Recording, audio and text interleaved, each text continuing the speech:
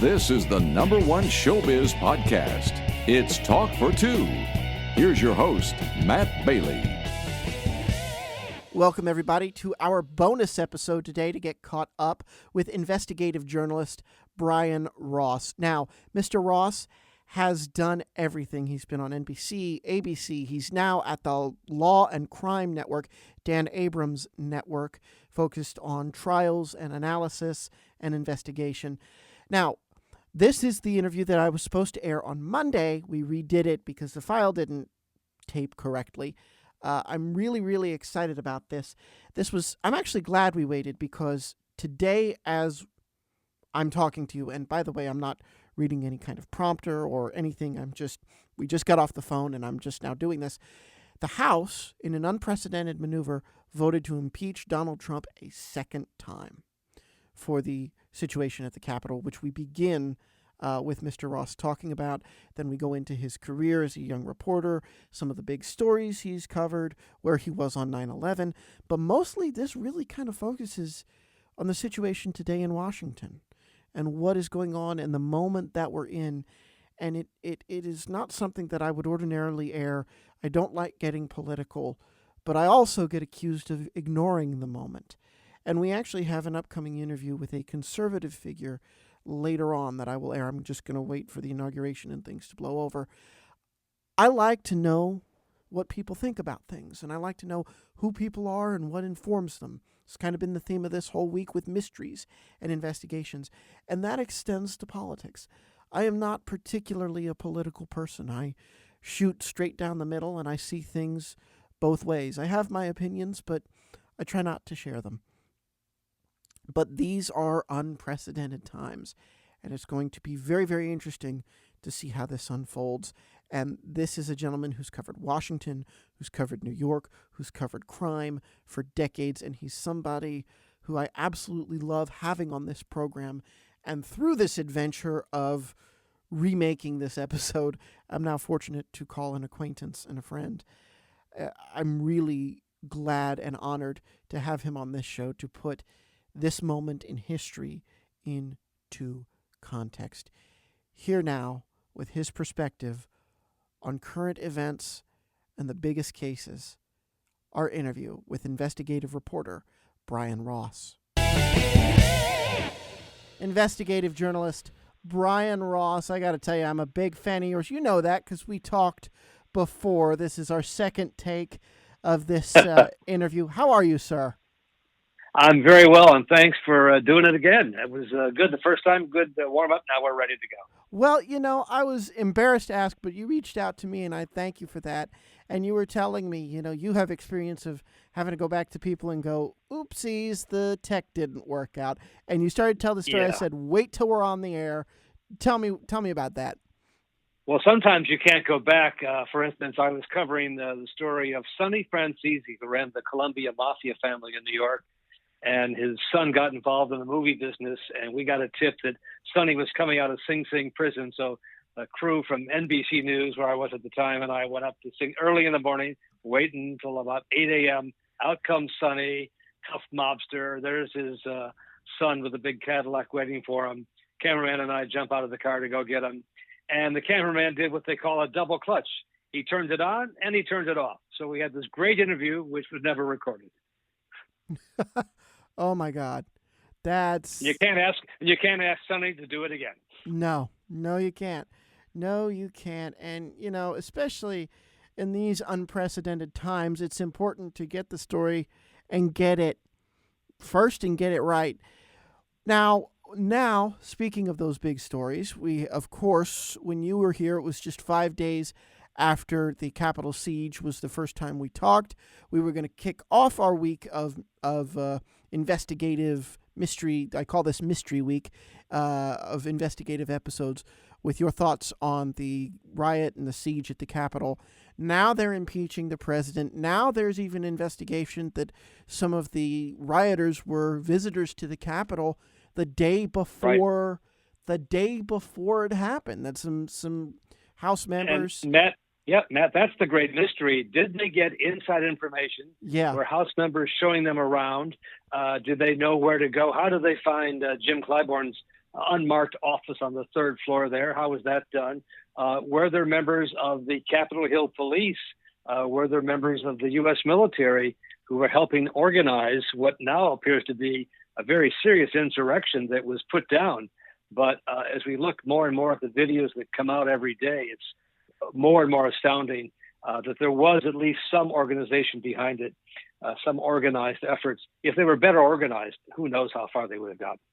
Well, see, it didn't look like it at first because it looked like people just mobbed. It didn't look like there was any organization to it. But you're right; those people that got in, the letter from Congress, from the representatives, said they had knowledge of the layout of the Capitol that they shouldn't have. Does this mount, in your opinion, or in using your history as a reporter, does this mount to something that a president should be impeached over? I think it does. To be honest, I've never seen anything like it. I don't think the country has. Mm-hmm. It's stunning, and certainly there are Republicans now who have joined that crowd that feel he should be impeached. Mm-hmm. I think what happened there is, this will be in the history books. We live in a time where history is unfortunately being made on a very dark day in America, mm-hmm. when a mob tried to stop the certification of the presidential election. And members of Congress are now saying how scared they felt. They thought their lives were in danger. And really, sometimes it was matters of seconds or half minutes that separated the members of Congress from this mob. We saw the pictures now that are coming. At first, we saw sort of the wide shot, lots of people on the Capitol steps, like, all right, I get that. And now we're seeing some of the individual cell phone videos that were taken, the beating and the using the American flag to beat police officers. It was just stunning to me. It's part of history.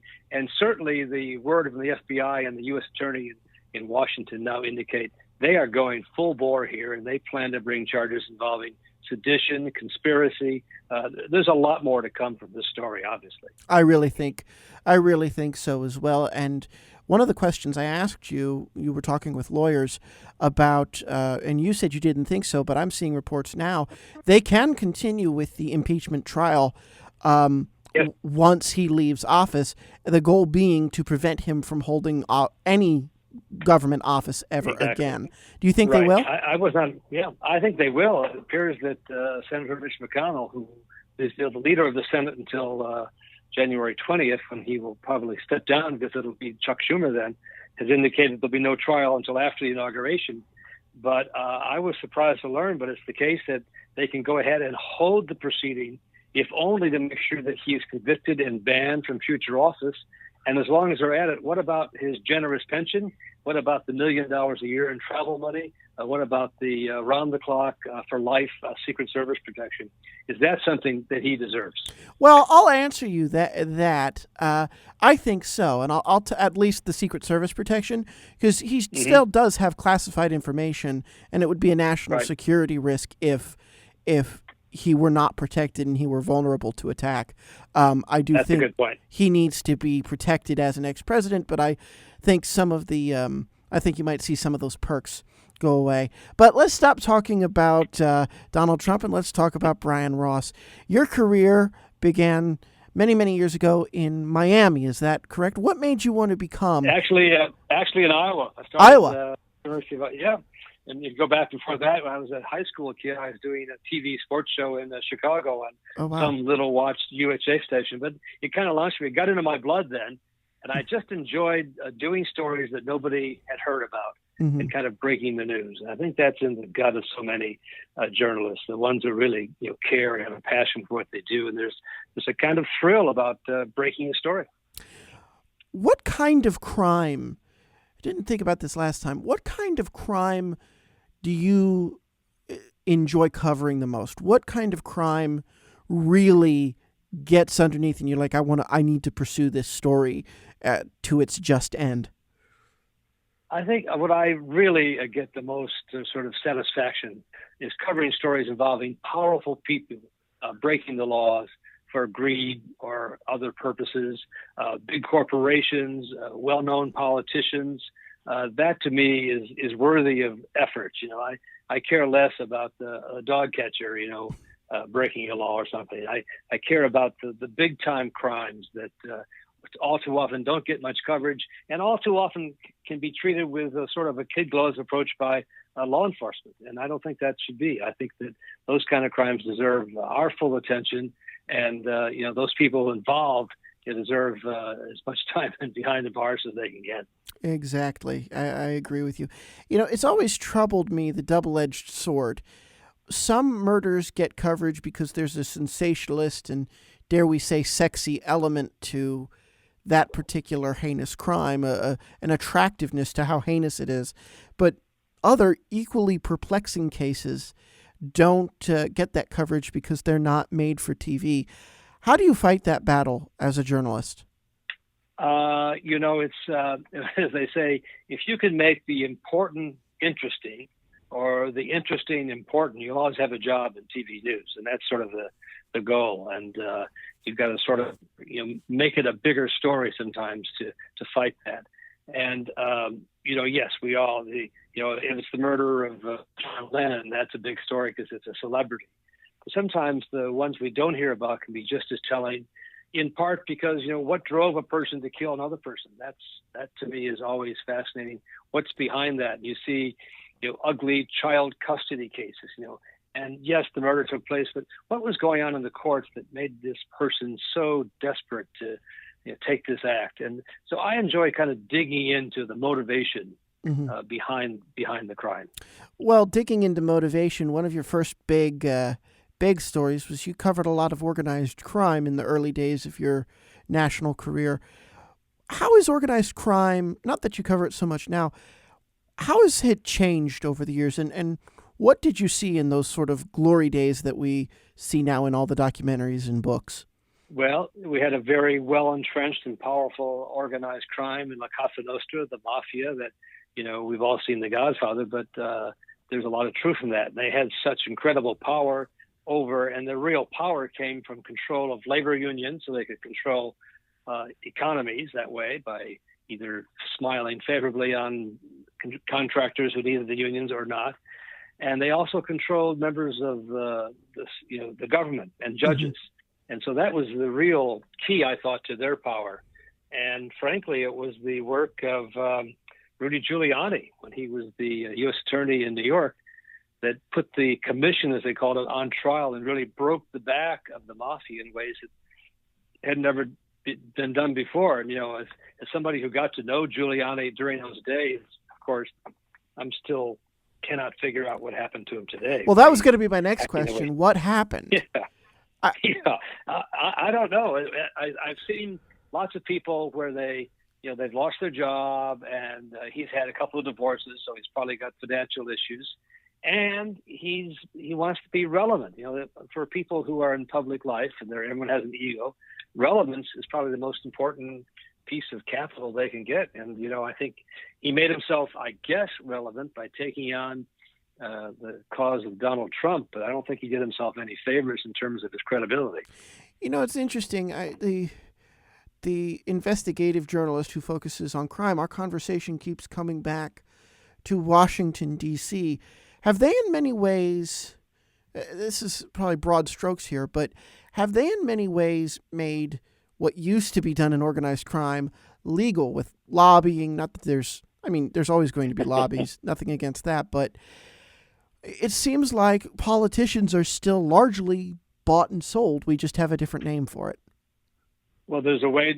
Yes, as you say, there's a fee can be a legal bribe in a way, right? So, campaign contribution, that door is so wide open, and such, in my view, corruption involving that, with huge amounts of money going to people running for office. And you look into it, you're like, why do they have to? Well, that's the way the system works. If they run for office, they've got to buy TV commercials, radio commercials. Those are expensive, so they need money to stay in jobs, stay in the power. And, there is a corruption there that is insidious that continues to this day. The efforts to reform campaign spending just fallen flat. No one really pays much attention to it. But that's how if you can buy influence, you want to call it a contribution or a bribe, I don't know. It's the same impact. Really, it is. one other thing before we get to your new network, Law and Crime. I didn't talk to you about this, but we were talking a little bit on email. You covered 9/11, and I think, correct me if I'm wrong, but you were in New York when the towers fell. I was. Definitely was. It gets... Go ahead. I had just arrived in the office, and about 8:30 in the morning at the ABC offices on the Upper West Side, and the local news came on and said a small plane has hit the World Trade Center. I said, "Oh God, what's that all about?" It was a clear day, so and then they came on and said a second plane has now hit the World Trade Center. What's going on at the FAA tower? And I said, "Well, these guys don't know what they're talking about. This is something else." And I'd say within 20 minutes, from sources I knew and others at ABC knew, we were pretty sure it was Al Qaeda. And we later learned, of course, that the lights were all blinking red in terms of the warnings and being really ignored by the Bush White House. They had sort of turned a blind eye to this issue, and Richard Clark, who was the National Security Advisor, could not get them to pay any attention to it. And he resigned. He quit and said, the government failed you, I failed you. And that testimony he gave before Congress. And I got to know him very well, and today he's a good friend. And, he always talks about the warnings that are being missed. And that's the takeaway, of course, from 9/11, and here we are talking about Washington again. But what were the warnings about the people gathering on behalf of Donald Trump on January 6th? It seemed to have been a number of warnings that something momentous, something violent was about to take place. Well, you hit on something that I don't know how often you've dealt with in your career, but it's conspiracy, right? We saw conspiracy theories crop up around 9/11. We've seen conspiracy theories crop up around coronavirus, around the election. So let me put this to you in a very nuanced way, because frankly, my background is actually in conservative media and cable news. I'm not in conservative media anymore, but I'm watching some of these things, like the video of the votes still going on the counting still going on when they said they were going to shut down, and the pulling the boxes out from under the table. And it just seems like one side was very dismissive of the accusations. One side was very conspiratorial about the accusations, speaking now about election fraud, which I think that Trump fueled those flames is how we ended up with the siege at the Capitol. But there was nobody in the middle ground saying, hey, let's examine this and completely, totally debunk it. There was dismissiveness and demands, but there was no, hey, let's look at this. At least for what I saw, there was Rudy Giuliani screaming at a construction site, but right. And commentators landscaping, right? Yeah, and commentators on liberal news saying there's no there. What has happened to the investigative middle ground? Well, I think there were efforts to sort of take a look at this, and I ended up sort of feeling that the words of the Attorney General, William Barr, who was certainly, a supporter of Donald Trump for much of his reign as Attorney General, when he said there's no evidence of any voter fraud that would have changed the outcome of the election, that for me was enough, because he, if anything, you'd think would have cited on perhaps finding something.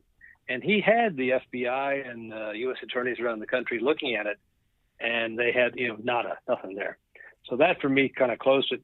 But I think you raise a question about whether, has the press become so partisan that one side cannot possibly consider, a different view than the conventional wisdom. And I've always thought that in Washington there is a kind of a pack mentality, and the conventional wisdom rules the day, which is not good for investigative reporting. And I've always tried to fight that. And I know people that I know who do really good work, Mike Isikoff and Mark Hosendahl and my colleague Rhonda Schwartz and others who work hard, always try to look at what are we missing? What aren't we seeing here? And it can be hard because sort of the conventional wisdom is easy and it's comfortable to be in with the pack, but it's not always the best journalism. No, it's not. And I think social media, we talked a little bit about this last time, has helped and hurt, because there's numerous documentaries now of citizen journalists, citizen investigators, something called, forgive my French, Mr. Ross, but a Netflix documentary called Don't Fuck with Cats. investigated this murderer named Luca Mignotti. It's incredibly well done, and it was citizen journalists. So benefits and drawbacks. How has social media advanced your little plot of journalism, the investigative journalism? Well, there are pluses and minuses. Lots of leads, lots of voices that were never heard before now can be heard. But it also gives voice to people that have crazy ideas that don't really lead to much or end up being dry holes. You go after it doesn't work out much. But that's just the nature of the beast. I'm in favor of more voices, not fewer voices. I like every kind of point of view to be heard. I'm interested in everything. I don't like it when they shut down people on Twitter. If they're advocating violence, that's one thing. But they shouldn't be shut down because they have alternative views. Well, let me ask you this, because it gets into a Section 230 thing, and I don't want to get too deep in the weeds on politics, but you have people who vehemently oppose Trump in Europe, saying Twitter and Facebook and YouTube, all these places that have banned him now, have gone too far. What's your take as a journalist who wants to report on what is going on with our world leaders? What's your take on Twitter taking that action?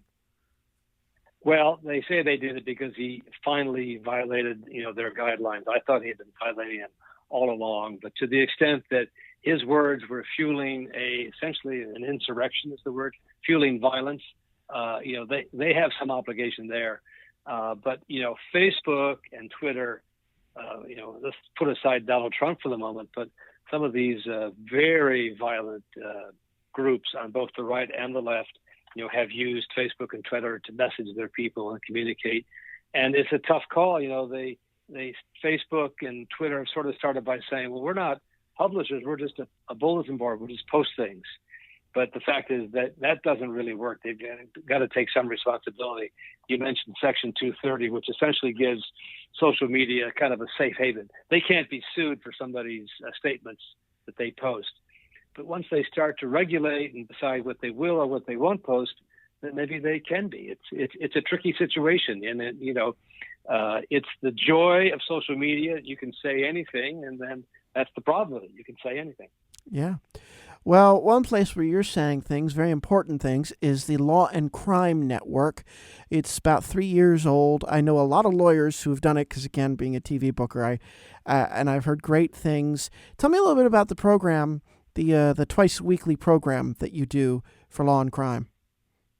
Brian Ross Investigates is the name, no surprise there. Mm-hmm. And we try to do stories that aren't being done elsewhere. We don't try to be, we're not going to be CNN or Fox in terms of covering the breaking news, but we do try to get into issues that are not being covered, where we can make a difference and give voice. And it's been a great experience for me and my partner, Rhonda Schwartz, to do this show. This past week, we did a big full show on potential cancer-causing chemicals that are used to waterproof what's called the turnout gear for firefighters. Cancer is number one cause of death for firefighters. And there are all kinds of things that, of course, they breathe in smoke and fumes. But this gear is waterproof, which is essential for them, with a chemical that was for years known to be a possible carcinogen. They changed it to a different formulation, but it's a big issue. So anyway, that's the kind of story that I like to get into that hasn't received much attention. We try to get in there and try to cause change if we can. Well, I love that. I love watching your show on Law and Crime. I've always enjoyed watching you, and I don't say that to be a fan. I mean, you've always been fair, balanced, clear on what you're reporting across all of the networks you've been on. You've had you had and continue to have an incredible career. But I have to ask one thing to end this. Is a deep, sultry, melodic voice a prerequisite to be a true crime broadcaster? Because you're definitely in that category. Let me say this, it doesn't hurt. Brian Ross, this was a pleasure beyond proportions. I love your perspective on everything from the politics to crime investigations and to 9/11. Thank you very much, sir. I really appreciate it. Matt, thanks for having me on. It was a great honor to be with you. Thanks much. Brian, thank you very much for reaching out to me and asking to reschedule. I was going to leave it alone and just do the rest of the week, but you said, no, let's do it. You've dealt, like you said in the interview, you've dealt with glitches many times, and your grace, even as we experienced issues today on the phone with my new board. I said, are you bad luck? And you're not. You're actually good luck, and I appreciate it. And you give quite a great perspective. The Law and Crime Network, Brian Ross Investigates. Check it out. You will see some investigations on some stories that other places just will not share. That is it for us today on Talk for Two. Remember, you can always find new episodes at talkfor2.com. Follow us on Twitter and Facebook at Talk4Two. Follow us on Instagram at Talk42Pod. TikTok at Talk4Two. Reach out to me at TalkForTwocast@gmail.com. Signing off, I'm Matt Bailey, reminding everyone out there to keep talking for two. You can hear more show business interviews with the stars at talkfor2.com.